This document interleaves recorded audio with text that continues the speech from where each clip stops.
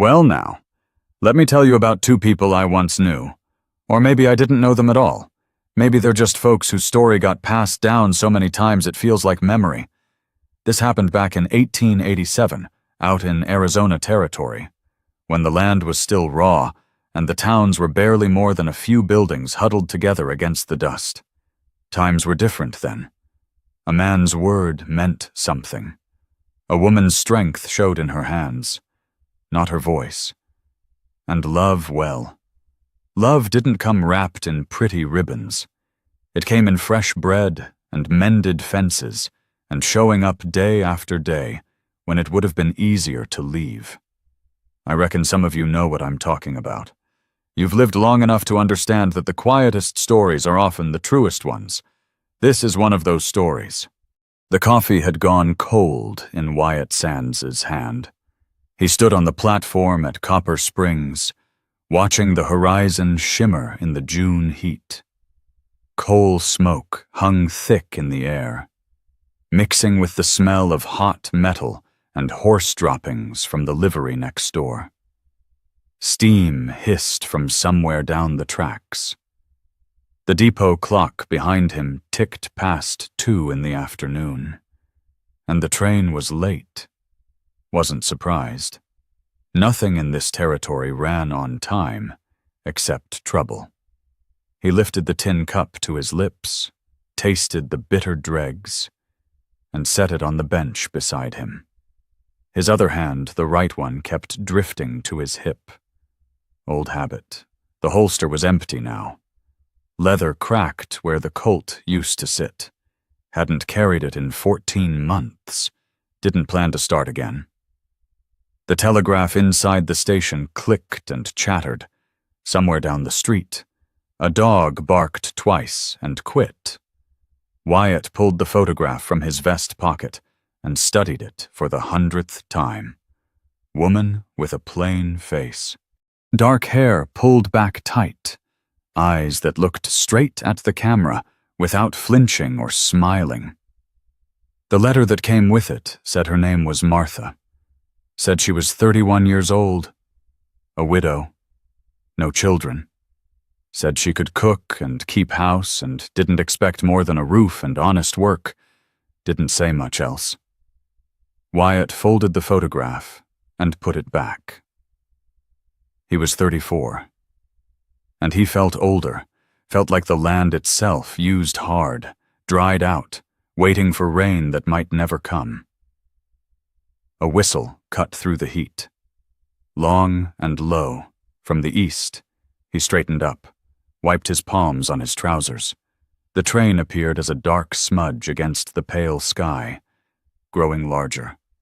Smoke trailing behind it and hanging in the still air. The platform filled with noise, brakes screaming, steam hissing, porters shouting. Wyatt stood back from the crowd, watching the passenger car doors swing open. People spilled out. A drummer in a checked suit, sweating through his collar. A Mexican family with 3 small children. An old woman in black, clutching a carpet bag like someone might steal it. Then her. She came down the steps careful. One hand on the rail, plain calico dress. Faded blue with small white flowers. Bonnet that had seen better days. The carpet bag she carried was worn at the corners. Brass clasps tarnished, one of them broken. She stopped at the bottom of the steps and looked around. No hurry in her movements, no panic, just a woman taking the measure of a new place, expecting nothing and ready for anything. Their eyes met. Wyatt walked toward her. She didn't move, just watched him come. Up close. He could see the lines at the corners of her eyes, the roughness of her hands, working hands, hands that knew labor. Martha, Mr. Sands. Her voice was flat, not cold, just careful, like she was saving her words for when they mattered. He reached for her carpet bag. "I'll take that." She let him. Didn't thank him. He didn't expect it.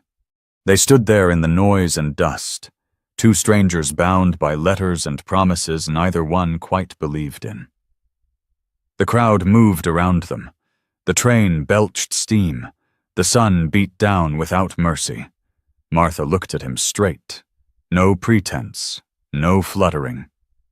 "I can cook," she said. "That's about all I know how to do proper." Wyatt's throat tightened. His hand gripped the carpetbag handle harder than it needed to. "That's all I need," he said. Neither of them smiled. Didn't need to. He picked up her carpetbag, heavier than it looked, and nodded toward the end of the platform. "Buckboard's this way." She fell into step beside him. Their boots raised small clouds of dust with each step. The depot telegraph clicked behind them.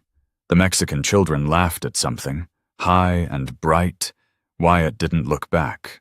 Nothing back there he wanted. Whatever lay ahead couldn't be worse than what he'd left behind. He hoped. They say home isn't where you start. It's where you finally stop running. If this story finds you somewhere quiet today, we'd be glad to know where you're watching from. The buckboard rattled over hard-packed dirt, iron-rimmed wheels finding every rut and stone. The sound of it filled the silence between them, creak of wood, clatter of rock, the steady clop of the mare's hooves. Wyatt kept his eyes on the road, hands loose on the reins. The smell of sage drifted up from the brush alongside the track, mixing with leather and horse sweat. June grass stretched out on both sides, already going gold under the relentless sun. Beside him, Martha sat straight-backed, one hand braced against the seatboard. She hadn't spoken since they left town. Neither had he. Cattle grazed in the distance, not his. Belonged to the crossed T outfit east of the creek. A red-tailed hawk made lazy circles overhead, riding the thermals. "Miller's place." Wyatt nodded toward a windmill turning slow against the pale sky. "Nearest neighbor, about 4 miles. Martha looked, said nothing. They passed the creek bed dry this time of year, just white rocks and cracked mud. Then the old oak split down the middle, blackened where lightning had struck it 3 summers back. "How far to town for supplies?" Her voice startled him. First words in an hour. "Half-day's ride. I go twice a month, usually. Church. Circuit preacher comes through every 6 weeks or so. Holds service at the schoolhouse in Copper Springs." She nodded. That seemed to satisfy her. The road climbed a gentle rise. Wyatt's shoulders tightened. In a minute, she'd see the place. And he'd see her face when she did. "Fella named Dawson built it," he said. Didn't know why he was explaining. "Did it all himself. Fever took him 3 years back. I bought it from his widow." Martha's eyes moved to his hip, to the empty holster. She didn't ask. They crested the hill. The ranch spread out below, small cabin of rough-hewn timber, a barn listing slightly east, fence posts that needed setting right, whitewash peeling on the cabin walls, a hand-dug well with a rope and bucket, rusted horseshoe nailed over the barn door for luck. Wyatt waited, watched her from the corner of his eye. Martha's hand came up to her throat, fingers resting there, light. His grip tightened on the reins. Then she said it, quiet as a breath. "Got good bones." Wyatt's hands loosened. The mare started down the slope without being told. They pulled up beside the cabin. He set the brake, came around to help her down. Their hands touched rough palm against rough palm. Brief, warm, both looked away quick, but when Wyatt reached for her carpetbag, he noticed his fingers trembling. The kitchen smelled of dust and abandonment. Martha stood in the doorway, taking stock. Cobwebs thick in the corners. Grease film on the window glass, turning the evening light brown and murky. An Acme cook stove. 4-burner. Cast iron gone dull with neglect. The firebox door hung crooked on its hinge. She set down her carpet bag and rolled up her sleeves. Behind her. Wyatt hovered at the threshold. She could feel him there without looking uncertain, like a man who'd forgotten how to be inside his own walls.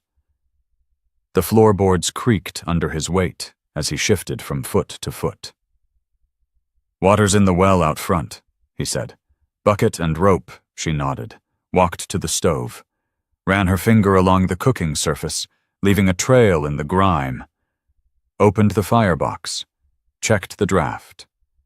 Kindling sat in a box beside it, dry and ready. The larder was worse, flour barrel half full. But when she lifted the lid, small gray bodies wriggled in the white powder. Weevils. She carried the barrel outside without a word, dumped it in the dirt behind the cabin. When she came back, Wyatt was still standing there. "I can ride to town," he said. "Get provisions. Tomorrow's soon enough." She found salt pork in a crock. Still good. Coffee beans in a tin, a few eggs in a basket, probably from chickens she hadn't seen yet. Bacon drippings in a jar, gone a bit rancid but usable. It would do. Martha knelt before the stove, arranged kindling, struck a match. The flame caught, orange and eager. She adjusted the damper, felt the draft pull true. First try. Wyatt shifted his weight again. Boot leather creaked against the worn floorboards. "Anything I can fetch water." He went, alone in the kitchen. Martha allowed herself one long breath. The cabin was rough, neglected, but solid. Good bones, like she'd said. Nothing here that work and time couldn't fix. She opened her carpet bag and pulled out the skillet. Cast iron, black as coal, heavy in her hands. Seasoned by 50 years of cooking her grandmother's hands. Then her mother's. Now hers. The only thing she'd taken from the old life. The only thing worth taking. She hung it on a nail beside the stove, where it belonged. Wyatt returned with the bucket, water sloshing over the rim. He set it on the counter, saw the skillet hanging there. Said nothing, but his eyes stayed on it a moment too long. "My mama's," Martha said. Didn't know why she offered it. First personal thing she'd given him. He nodded slowly. "Mighty fine iron. Best there is." The stove was heating now, metal ticking as it expanded. Martha mixed biscuit dough with practiced hands flour she'd brought in her bag. Salt pork grease. A little water. No measuring. Didn't need to. Her fingers knew the feel of it, the way dough should give and spring back. She shaped the biscuits, laid them in the skillet, slid it into the oven box, made red-eye gravy in a smaller pan. The smell of it filling the kitchen, salt and smoke and something like home. Coffee went on to boil, dark and strong. Wyatt had disappeared. She heard him outside, doing something with the horses, giving her space. Or maybe giving himself space. Hard to tell with a man like that. The sun dropped low. Orange light came through the grimy window, catching the dust motes floating in the still air. Somewhere far off. A coyote started up, one long howl answered by another. When the food was ready, she set the table, 2 tin plates, chipped at the edges, 3 tined forks, tarnished but clean enough, chipped cups for the coffee. Wyatt came in when she called. He'd washed his hands and face at the pump water dripping from his jaw, hair pushed back wet. He sat across from her, looked at the plate, looked at her.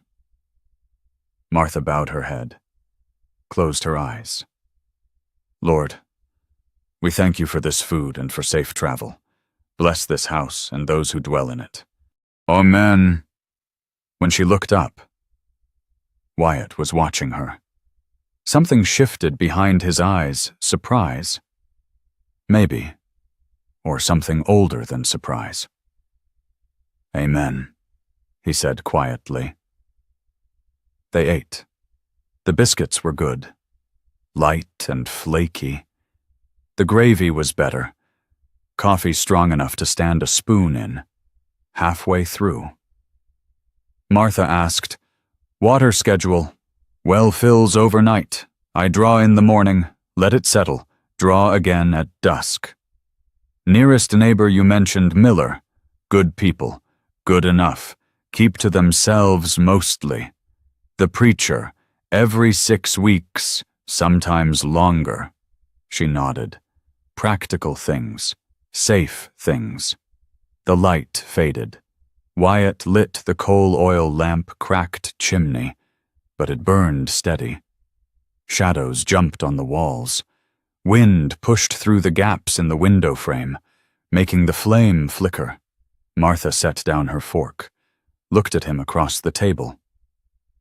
"What did you do before ranching?" The question hung in the yellow lamplight. Wyatt's jaw tightened.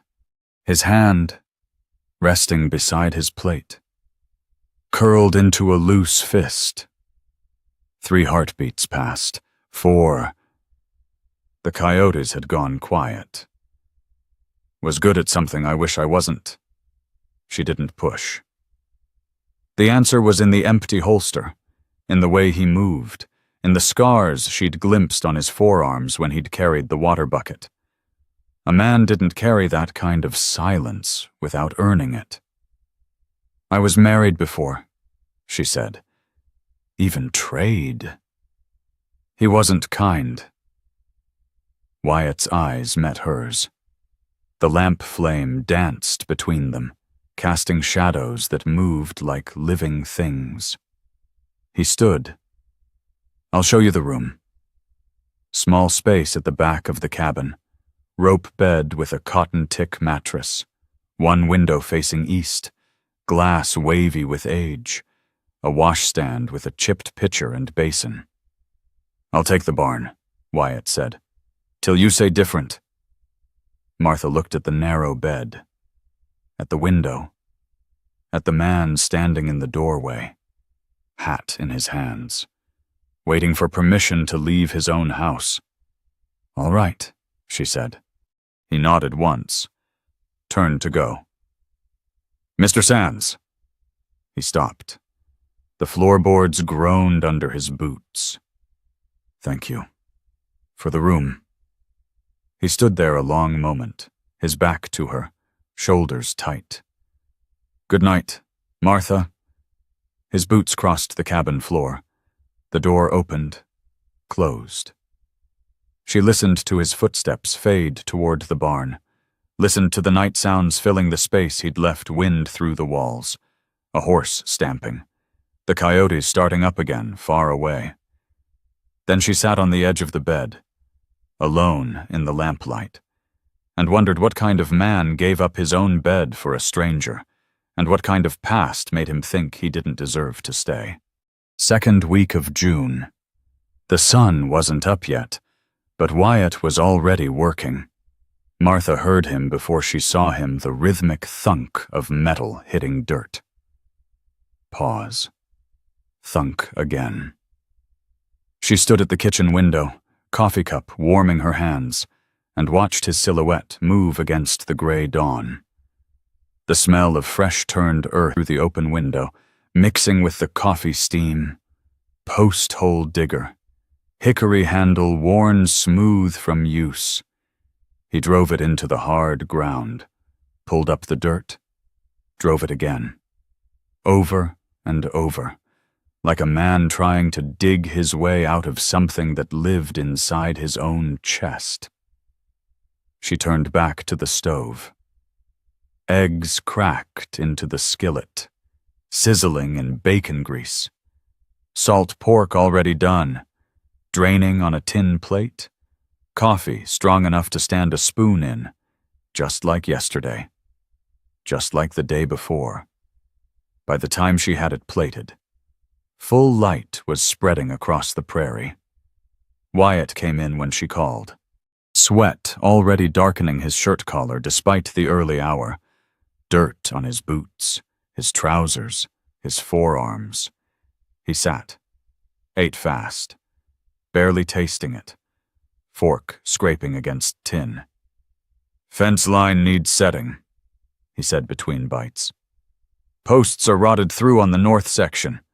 Whole thing's liable to come down if I don't get to it." "I saw." He looked up. His fork stopped halfway to his mouth. "Walked the property yesterday evening," Martha said. "While you were in the barn." He nodded slowly, set down the fork, drained his coffee in 2 swallows. "Mighty fine breakfast," he said. Then he was gone. Martha washed the dishes in the basin, water going gray with grease, swept the floor, dust billowing up and settling again, checked the larder supplies from town had come yesterday. Proper flour and sugar and coffee beans.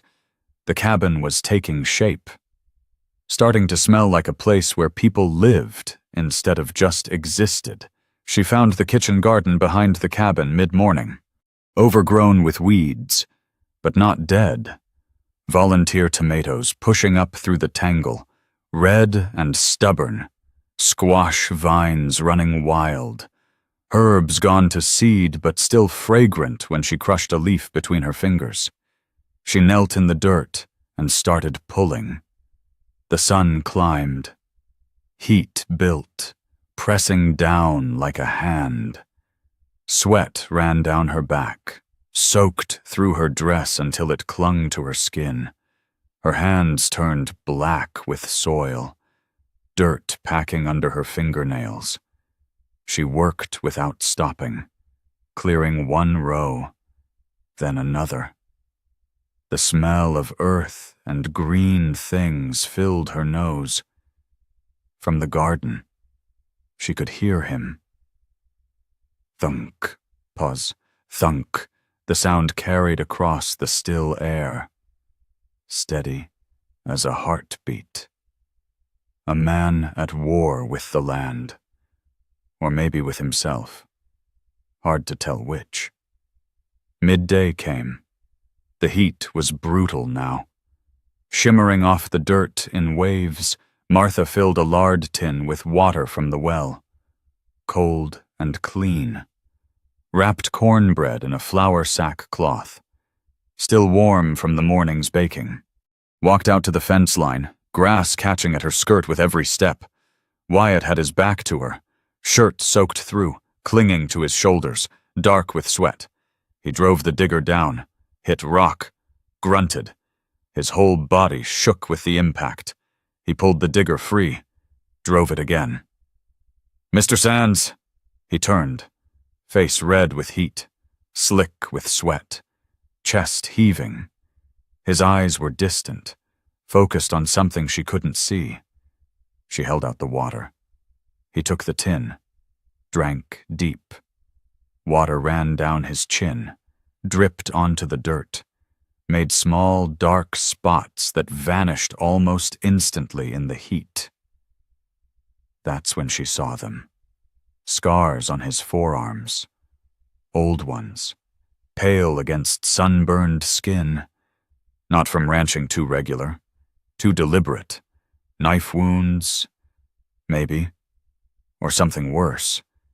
They ran parallel, 3 on each arm, like someone had marked him on purpose. Martha's eyes moved to his face. She didn't ask, didn't let her expression change, just handed him the cornbread. His shoulders dropped, just a little, like a weight shifting. "Obliged," he said quietly. They sat in the shade of the barn, backs against the weathered wood. Wyatt ate the cornbread in 3 bites, brushing crumbs from his shirt. Martha watched the fence line's 6 new posts standing straight. A dozen more to go. "Ain't got to fix it all today," she said. He wiped his mouth with the back of his hand, stared at the ground between his boots. A beetle crawled across the dirt, slow and purposeful. "I stop. Might not get going again." She understood. Knew that feeling like she knew her own reflection. The fear that stillness would let the dark things catch up. That if you quit moving, you'd have to feel what you'd been running from. "Why'd you answer my letter?" Wyatt asked. Didn't look at her. Martha considered the question. The honest answer was complicated desperation. Loneliness. The need to be somewhere nobody knew her name or her history. "Seemed like honest words," she said finally. "Most letters from men wanting wives. They promise things. Big house, easy life, money in the bank. Yours didn't promise nothing but work and a roof. That's all I got. I know." She brushed crumbs from her dress. "That's why I came." Evening came slow, the way it does in summer. The sun dropped toward the hills, painting everything gold and copper. Cicadas started their racket in the tall grass, a sound like the land itself breathing. They sat on the porch after supper, on a bench made from an old wagon seat, springs long gone flat, wood worn smooth by years of sitting. Neither talked. The stars came out, one by one.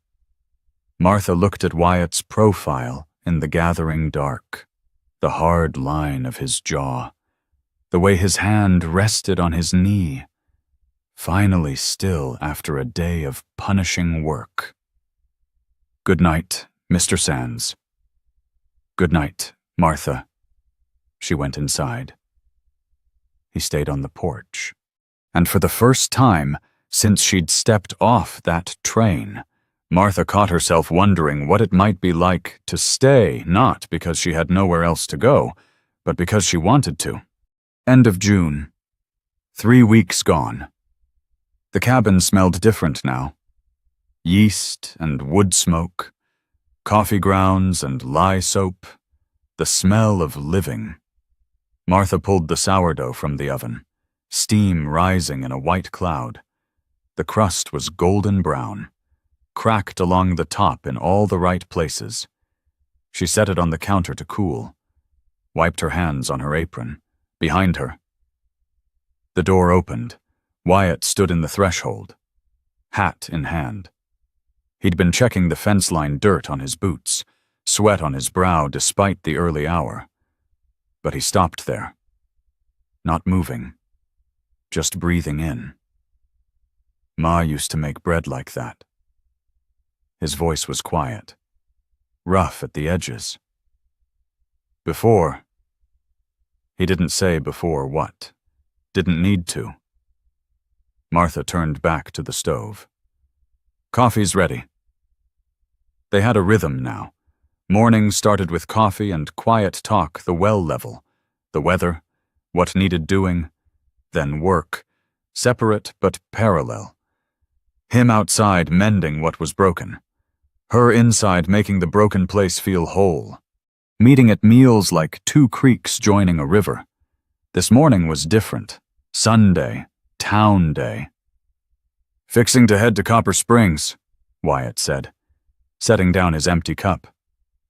"Need kerosene. Few other things." Martha untied her apron, hung it on the hook by the stove. I'll come. He looked at her. First time she'd offered. All right then. The ride took 3 hours under a climbing sun. Dust rose behind the buckboard wheels, coating everything in fine brown powder. Martha sat straight on the bench, watching the land roll past, golden grass bending in the wind, blue sky stretching forever, hawks circling on the thermals. Copper Springs wasn't much. One main street, dirt-packed and rutted. A mercantile with a false front. A saloon she didn't look at. A feed store. A blacksmith. Church at the far end. Whitewashed and small. Cross glinting in the sun. People noticed them. Martha felt the eyes as Wyatt helped her down from the buckboard. 2 women on the boardwalk stopped their conversation mid-word. A man in a leather apron paused his sweeping. Even the hound lying in the shade lifted its head to watch. Inside the mercantile, the stares continued.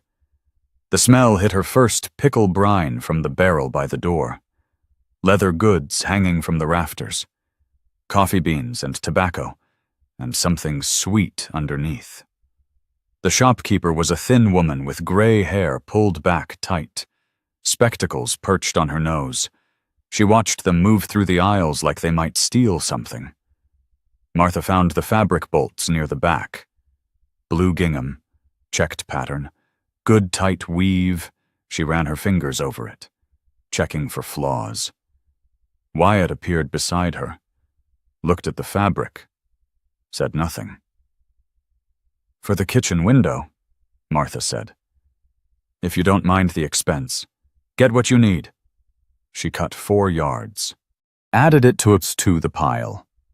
Kerosene tin, coffee beans at 12 cents a pound, salt, sugar, a packet of needles and wool thread for darning.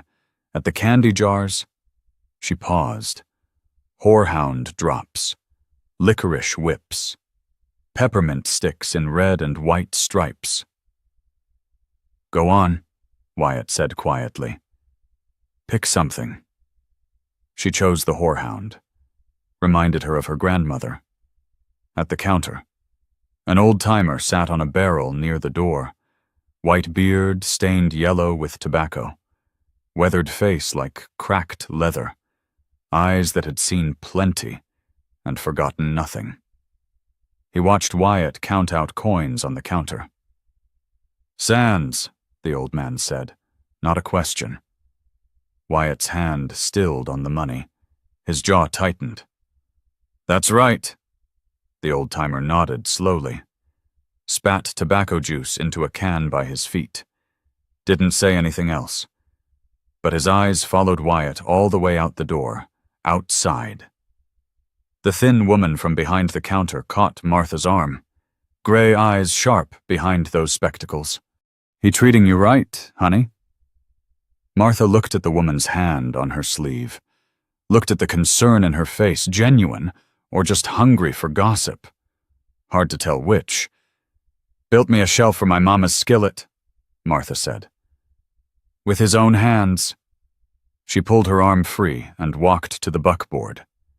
They were clear of town, dust settling behind them. Before Martha spoke. That old man knew you. Wyatt kept his eyes on the road. Hands tight on the reins, knuckles going white. Lot of people know me. Knew me.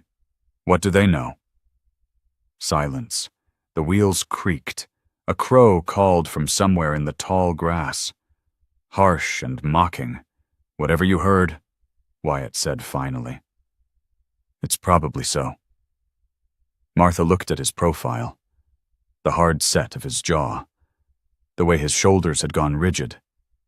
Braced for her to demand answers or worse, to demand he turn the wagon around and take her back to the depot. I didn't hear nothing, she said. I'm asking you. He was quiet a long time. The mare plodded on, patient and steady. I killed men. Flat, no emotion. like he was reading from a list. Some deserved it, some maybe didn't, wore a badge for a while, then didn't. The wagon rattled over a rough patch.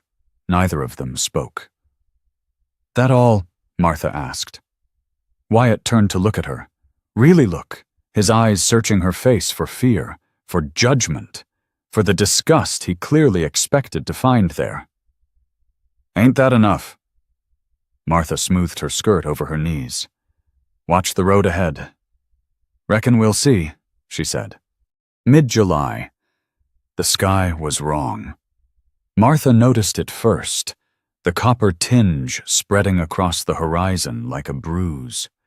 The way the light had gone flat and strange. She stood at the kitchen window, coffee cup in hand, watching the dawn come up the color of dried blood. The animals knew. The chickens had gone quiet. The horses stamped and whinnied in the barn, restless. Wyatt was already outside. She heard the barn door bang open, heard him shouting at the mare. His voice carried sharp across the still air. Then she understood. Dust storm. She set down the cup, moved fast, grabbed flour sack rags from the drawer, dunked them in the water bucket until they were soaking, stuffed them into the gaps around the windows, the cracks beneath the door.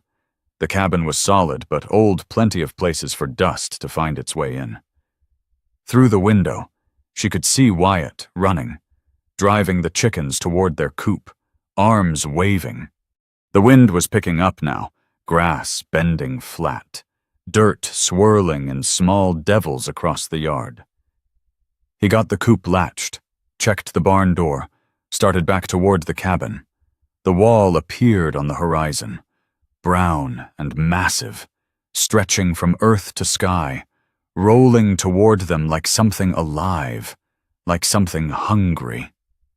Martha pulled the provisions away from the wall's flour barrel, salt crock, coffee tin, sugar. Dust could ruin a month's food in an hour if it got in through the cracks. She piled everything in the center of the room, covered it with oilcloth. The door banged open. Wyatt came through. Face already grimy, eyes wild. He slammed it shut behind him, threw his weight against it. "Shutters," he said. They worked together. Him outside fighting the wind, her inside throwing the latches. Iron clanged against wood, one window, then another. The cabin went dark except for the coal oil lamp on the table, flame guttering in the drafts. Then Wyatt was inside for good. Door barred behind him, breathing hard, sweat cutting tracks through the dirt on his face. "Bad one," he said. "Saw the wall from the ridge this morning. Big as anything I ever seen." Martha looked at the lamp, turned the wick down low. They'd need the kerosene to last. "Nothing to do now but wait." They sat at the table. The wind built outside a low moan at first, rising to a howl, then to a scream that seemed to come from everywhere at once. Dust hit the walls like fists pounding. The whole cabin shook. Martha could taste it now, grit between her teeth, coating her tongue. No matter how tight she kept her lips pressed together, the air itself had turned brown. The lamp flame danced, shadows leaped and twisted on the walls. She folded her hands on the table, started humming, soft and low. Old hymn her mother used to sing in the kitchen back home. "What a friend we have in Jesus." The tune came back easy, even after all these years. Even here, in the howling dark. Wyatt sat across from her, still as stone. His eyes fixed on the shuttered window, on the thin line of brown seeping through despite the wet rags. His hands lay flat on the table, but she could see the tension in them, the way his fingers pressed white against the wood. Hours passed. The storm didn't break. Martha's throat went raw from the dust. She poured water for both of them, watched Wyatt drink without tasting. His hands were shaking now, not from fear of the storm. "You all right?" she asked. He didn't answer, just stared at the table, at his own hands. At nothing. The wind screamed. Somewhere outside, something tore loose and went crashing away. "Wyatt!" His head came up, eyes hollow in the lamplight, like a man looking out from the bottom of a well. "Told you I killed men," he said, voice flat, dead. "But I didn't tell you the worst of it." Martha waited. Her hands stayed folded. Her eyes stayed on his face. "Last one was in Abilene. 14 months back. Man named Carver. He drew on me in the street. Fair fight, far as anyone could see. I was faster. Put 2 in his chest." He stopped, swallowed hard. His throat worked like the words were stuck there, fighting not to come out. "He went down. Should have ended there," his voice cracked. "But it didn't," the lamp flame guttered. "Almost went out. Steadied again." He was lying in the dirt, still breathing, reaching for something in his coat. "I thought it was a hideout gun. Derringer, maybe." Wyatt's hands curled into fists on the table. "So I shot him again." Silence, except for the wind. "Wasn't a gun. Was a photograph. His little girl. He was trying to look at his daughter's face before he died. And His voice broke completely. He couldn't finish. Martha sat very still. The dust seeped in around the windows. The lamp threw shadows across Wyatt's face, making him look older than his years, making him look broken. She reached across the table. Her hand covered his fist, rough palm against white knuckles. She didn't squeeze, just rested there, warm and steady. "Then I reckon we'll carry it together," she said. Wyatt's breath caught. His eyes met hers, searching, disbelieving. "You should run," he said. "Any woman with sense would run. Ain't never had much sense." She didn't look away. "And I ain't going nowhere." The storm raged outside. The cabin shook and groaned. Dust filtered down from the rafters like brown snow, coating everything. But neither of them moved. They sat there, hand over hand, while the world outside tried to tear itself apart. The storm broke near sunset. The wind died slow scream, fading to howl. Howl to moan. Moan to whisper. Then nothing but silence, loud as thunder in Martha's ears.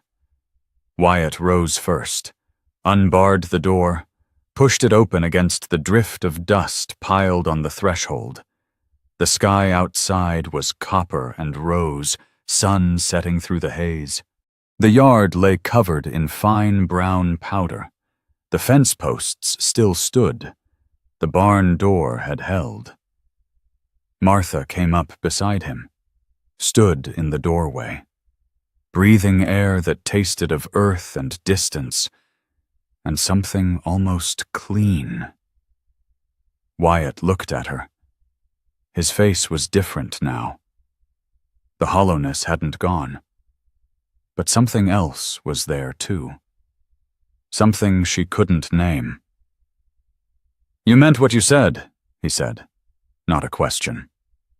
"I did." He turned back to look at the ruined yard, at the work that waited for them come morning. "Never had nobody stay before," he said quietly. "Not when they knew." Martha watched his profile against the copper sky, watched the way his shoulders had dropped, the way his hands hung loose at his sides for the first time since she'd known him. "Well," she said, "you got somebody now. Late July." 4 days since the storm. The plate sat on the porch rail where Martha had left it. Biscuits gone cold. Gravy congealed into a gray skin. Flies circling. Landing. Circling again. 3rd plate this week? 3rd meal he couldn't even pretend to eat. Martha watched him through the kitchen window. He was out at the north fence, driving posts like the devil himself was chasing him. Hadn't come inside except to sleep, and even then. He'd gone back to the barn, taken his bedroll out there the night after the storm without a word. Something had broken. Or maybe something had gotten too close to whole. And that scared him worse than being broken ever did. She untied her apron, hung it on the hook, walked out into the July heat. The sun was brutal. Sweat broke on her forehead before she'd crossed half the yard. Her boots kicked up dust with every step, fine powder coating the hem of her dress, working its way into her stockings. She found him at the fence line, shirt soaked through and sticking to his back, arms shaking as he lifted the post hole digger. He heard her coming, she could tell by the way his shoulders tightened, but he didn't turn around.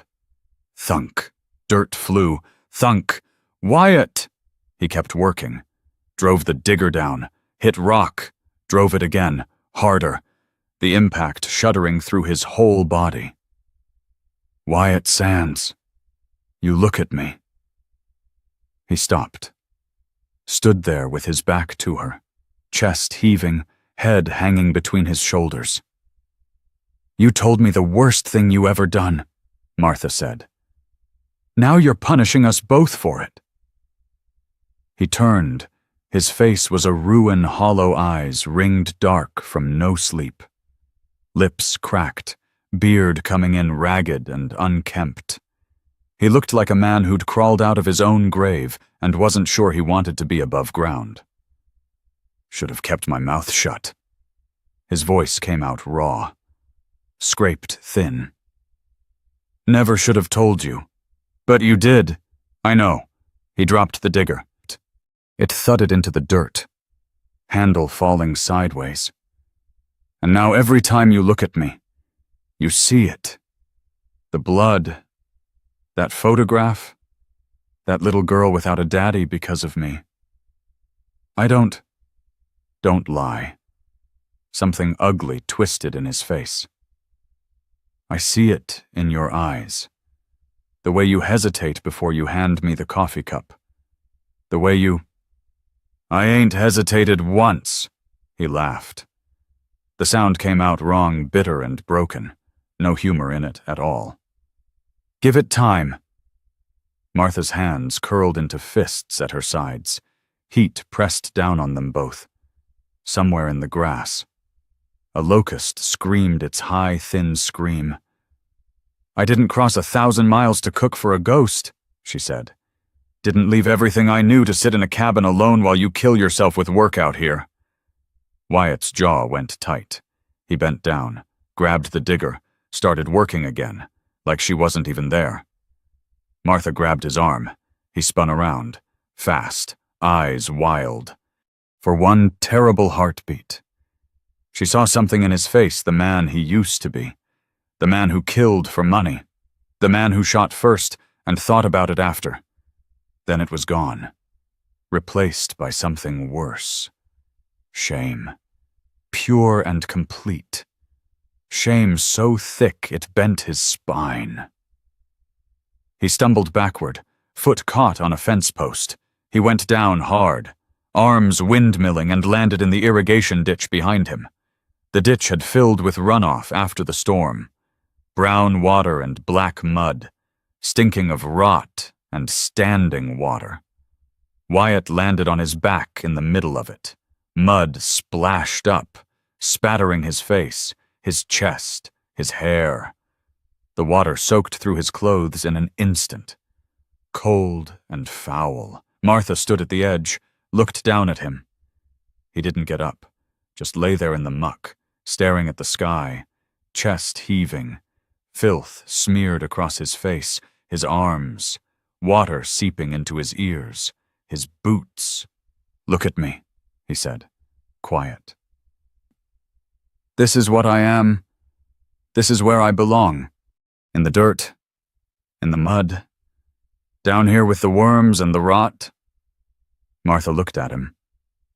At the man she'd crossed 3 territories to marry, lying in a ditch like a drunk, like a beaten dog, like something less than human. She climbed down into the mud, her dress soaked through before she'd taken 2 steps. Cold water, thick with silt, rose past her ankles, past her knees. Mud sucked at her boots, tried to pull them off. She knelt beside him in the filth, ruining the only good dress she had left. Wyatt stared at her, mouth open, disbelieving. "What are you— Shut up!" She put her hand on his chest, felt his heart pounding through the wet fabric, fast and wild. "You want to lie in the mud? Fine. I'll lie here with you." "Martha, I said shut up." Her voice didn't waver. "You think you're the only one who ever done something they can't take back. Think you're special?" He couldn't speak. Mud oozed around them both. The sun beat down. "I stayed with a man who broke my bones for 3 years," Martha said. "Stayed because I figured I deserved it, that I was too worthless to leave." Wyatt's breath caught. "So don't tell me about shame.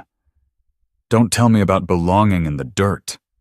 She leaned closer, mud on her hands, her face, everywhere. "You want to wallow? Then you're gonna do it with company." Silence. Just their breathing. The mud settling around them. "I don't know how to be what you deserve," Wyatt whispered. Martha's hand moved from his chest to his face, cupped his muddy cheek. "Didn't ask for what I deserve," she said. "Asked for a man willing to try." His hand came up, covered hers, mud and all. "All right," he said. "All right." August. The grass had gone gold, stretching to the hills like a sea of wheat. Wyatt stood in the barn doorway, looking at a stack of oak planks leaning against the wall. Good wood seasoned 2 years, straight-grained, no warping. He'd traded Miller 4 days of fence work for them, hadn't told Martha why. The morning light came through the gaps in the barn siding, catching the dust floating in the air. His father's tools hung on pegs along the wall handplane with a rosewood handle. Coping saw with a new blade. Carpenter's square worn smooth at the corners. Things he hadn't touched in 15 years. Things that belonged to the man he used to be. Before the guns. His father had been a carpenter back in Missouri. Built furniture in a shop that smelled of cedar and beeswax. Tables, chairs, cabinets with dovetail joints so tight you couldn't see the seams. Wyatt had learned at his knee how to read the grain, how to cut with it instead of against, how to make something that would last longer than the man who made it. Then his father died, and Wyatt found he was better with a pistol than a plane. He picked up the first plank, ran his hand along the surface, feeling the wood's history under his palm. Tight growth rings from dry years, wider bands from seasons of good rain, a whole life written in the grain. "What are you building?" Martha stood in the barn doorway, apron dusted with flour, sleeves pushed up past her elbows, hair escaping from its pins, catching the morning light. "Shelf," Wyatt said. "Proper one, for your mama's skillet." Her face changed. The wariness she still carried faint now, but they're softened into something else. You don't have to. I know. He set the plank on the workbench. Want to? She came closer, watched him measure, mark the wood with a carpenter's pencil worn down to a stub. He could feel her eyes on his hands. My daddy was a farmer, she said quietly. Never built nothing but fences and chicken coops. Always said a man who could work wood proper was halfway to being a magician. Wyatt's mouth twitched. Ain't magic, just patience. He picked up the saw, drew it across the oak, teeth biting into the grain. The blade sang high and clean, throwing curls of sawdust onto the dirt floor. The smell of fresh-cut wood rose up, sharp and sweet. Can I help? He stopped, looked at her. You want to? Asked, didn't I? He handed her the sandpaper wrapped around its wood block, showed her how to work with the grain, not against long strokes, even pressure. Her hands moved careful at first, uncertain, then steadier. Sawdust collected on her apron, in the creases of her knuckles, in the fine lines of her palms. They worked through the morning. Wyatt cut the pieces, fitted the joints with wooden pegs instead of nails. Martha sanded the rough edges smooth, her strokes falling into rhythm with his sawing. Neither talked much. Didn't need to. The work filled the silence, made it comfortable.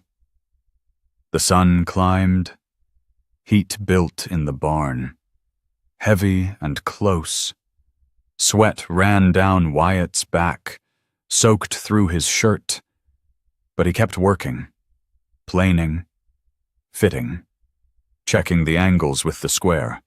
This was different from fence work, different from digging post holes until his hands bled. That was punishment necessary and brutal and mindless. This was something else. This was making something that hadn't existed before. Something that would outlast them both. Tell me about your daddy, Martha said. Wyatt's hands stilled on the plane. What about him? Anything. He set down the tool, looked at the half-finished shelf. He was a quiet man, worked hard, never raised his voice to my mother. Not once in all the years I knew him. The words came slow, rusty from disuse. When I was small, he'd let me sit in the shop while he worked, taught me to sand before I could hardly read. What happened to him? Cholera, summer of '62. Took him and Ma both, 3 days apart. Martha's hand found his arm, rested there, light and warm. I'm sorry. Long time ago. But his voice caught anyway. Near dusk, the shelf was done. Wyatt held it up to the fading light. 2 brackets carved with a simple pattern, leaves and vines. Nothing fancy. A long board, thick enough to hold weight, pegged solid to the brackets. 3 iron hooks underneath for hanging. Beeswax, he said. Need to finish it proper. They carried it to the cabin together. Wyatt melted the wax in a tin cup on the stove, rubbed it into the wood with a soft cloth. The oak darkened, the grain coming alive under the polish. He hung the shelf beside the cook stove, level and true. Stepped back. Martha lifted her mother's skillet from its nail, held it a moment heavy, black, seasoned by 50 years of hands that came before hers. Then she set it on the shelf. It fit like it belonged there. The evening light came through the window, golden and warm. Neither of them spoke. Nobody ever built me nothing before, Martha said finally. Her voice was thick. Not once in my whole life. Wyatt, still dusty with sawdust, at the woman standing beside him with tears running silent down her face. Building's harder than breaking, he said. Takes longer, costs more. But it stays. He turned to face her. Martha, I ain't good with words. Never have been. But I need to say something. She wiped her face with her apron. Waited. When I sent for you, I figured it was business. Practical arrangement. Nothing more. He swallowed hard. But it ain't that anymore. Not for me. His hands were trembling. He couldn't stop them. I want this to be real. More than arrangement. I want... The words jammed in his throat. Martha stepped close, reached up, took his face in her flour-dusted hands. You already are, she said. You already are. Then she lifted his hand to her lips and kissed the calloused palm where sawdust still clung. September. The land had changed. Martha stood on the porch, watching the sunset paint the grass copper and rose. The air smelled different now, dry leaves, cooling earth, the faint sweetness of wild apples ripening somewhere over the hills, autumn coming on soft feet. Behind her, the cabin walls gleamed white, fresh lime, applied last week. Wyatt had mixed it himself, brushed it on in long, even strokes while she held the ladder steady. The fences stood straight now, every post set true, every rail level. The barn door hung square on new hinges that didn't squeak. The chicken coop had a proper roof, shingled tight against the coming rains. And the garden, Lord, the garden. Tomatoes hung heavy on the vine, red and fat. Squash sprawled across the dirt in yellows and greens. Bean pods dried on racks along the porch rail, clicking together when the breeze caught them. Wyatt came around the corner of the barn. He'd been checking on the horses, the mare, and a new gelding bought from Miller last month. His sleeves were rolled up, forearms brown from the sun. He walked different now, shoulders back, head up, like a man who'd set down something heavy and found he could still stand without it. He climbed the porch steps, stood beside her. Neither spoke. Just watched the sun go down together, the way they did most evenings now. Hoofbeats on the road. They both turned. A rider coming up the track, young man on a bay horse, dust on his hat and boots. He pulled up at the gate, tipped his hat polite. Mr. Sands, Mrs. Sands. First time anyone from town had called her that. Martha felt something warm settle in her chest. What can we do for you? Wyatt asked. The young man pulled an envelope from his saddlebag. Cream-colored paper, good stock, edges crisp. Harvest dance Saturday next. Town council sent invitations to all the ranches in the valley. He leaned down, handed it over. Reverend Mills said to tell you there's a church social after, if you're of a mind. Martha took the envelope, felt the weight of it in her hands. We'll be there, Wyatt said. The young man nodded, turned his horse, rode back down the track toward the main road. Silence. The last of the sun touched the hills, flattened, began to sink. Town council, Martha said. I saw that. First time they invited us to anything. I know. She looked at him, at the lines around his eyes. Softer now than when she'd first seen him standing on that depot platform, at the way his hand rested easy at his side. Fingers loose, no longer reaching for something that wasn't there. You want to go? Do you? Martha considered, The dress she'd brought from back east was worn past saving. She'd need to make a new one. The blue gingham, maybe the fabric from town, still folded in the trunk, waiting. "I think I do," she said. Wyatt nodded. "Then we go." The stars came out. First one, then a scatter. Then a whole sky full, somewhere in the grass. Crickets started up their evening song. "Dance with me?" Martha said. Wyatt looked at her. "Here now. Here now." "Ain't no music? Don't need any?" She took his hand. Rough palm against rough palm, calluses matching. He put his other hand on her waist. Careful and sure. She stepped closer. They moved together on the worn porch boards. No music but the wind in the grass. No rhythm but their own breathing. Bare feet on wood, turning slow under the stars. "Martha, thank the Lord you got on that train." She smiled against his shoulder. "Thank the Lord you were waiting when I got off." They danced until the stars wheeled overhead and the night turned cold. Then they went inside together. Morning came soft and golden. Martha woke to the rooster crowing, to light filtering through the blue gingham curtains she'd sewn last month. The bed was warm. She wasn't alone in it. She rose quiet. Careful. Dressed in the gray dawn. Went to the kitchen.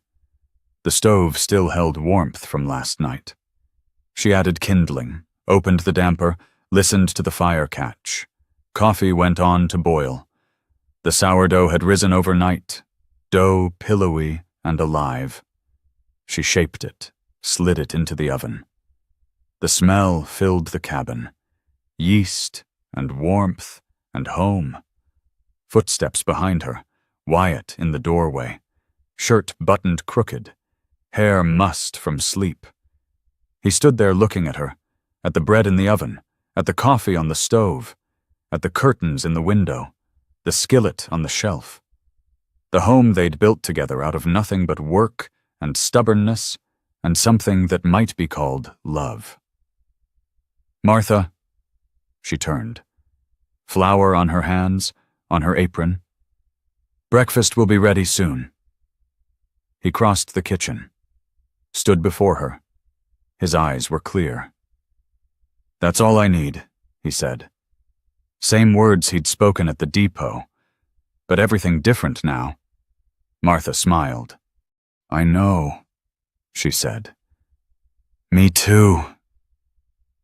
There is something quiet that stays after a story like this one.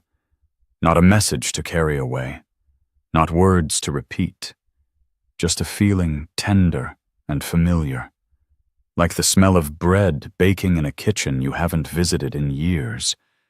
Many of us know what it is to carry something heavy in silence, to wonder if we deserve the good things that come our way. Some of us have stood where Wyatt stood, believing ourselves unworthy of staying.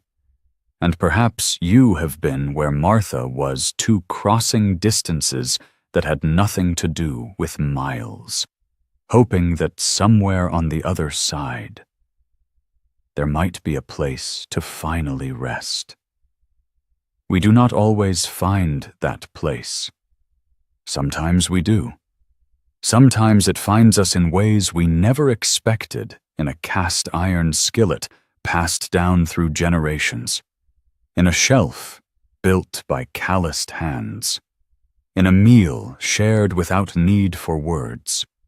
It is all right if this story stirred something you cannot name. These things do not need to be understood. They only need to be held gently, the way we hold old letters or photographs worn soft at the edges. Thank you for staying until the end. Thank you for listening.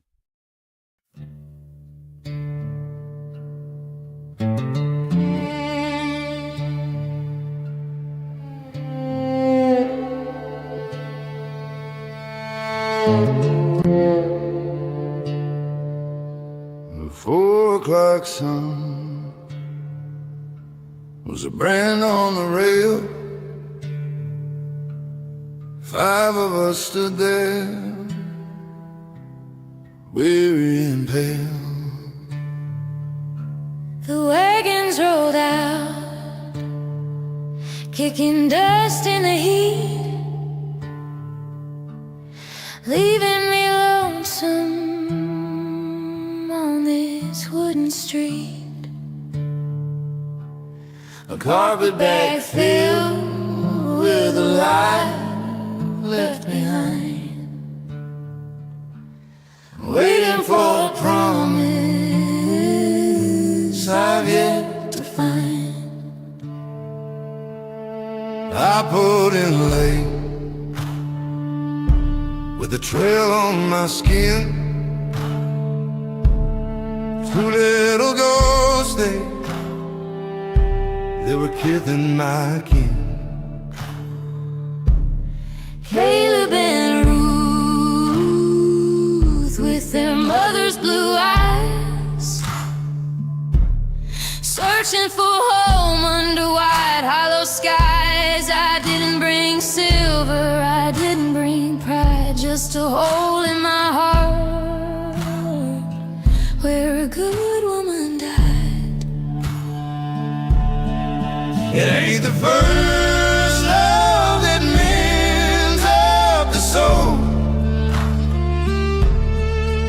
it's the hands that are callous that make a man whole.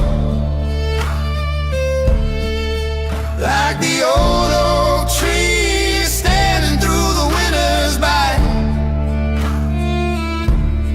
we're just 2 drifters reaching for the light. Scars on the bark tell the years we've been through, but the meadowlark's singing, we're starting anew. Don't ask of the valley where the shadows grow deep. There are secrets in the soil that the pioneers keep. just look at the creek where the young ones now play. The ghosts of the past are blown away. He reached out a hand, rough as a stone. She took it and knew she was no longer alone. Under the branches where the names have grown dim, she found a new world, and she found it in. The train's long gone, but the roots run deep. Yeah, the roots run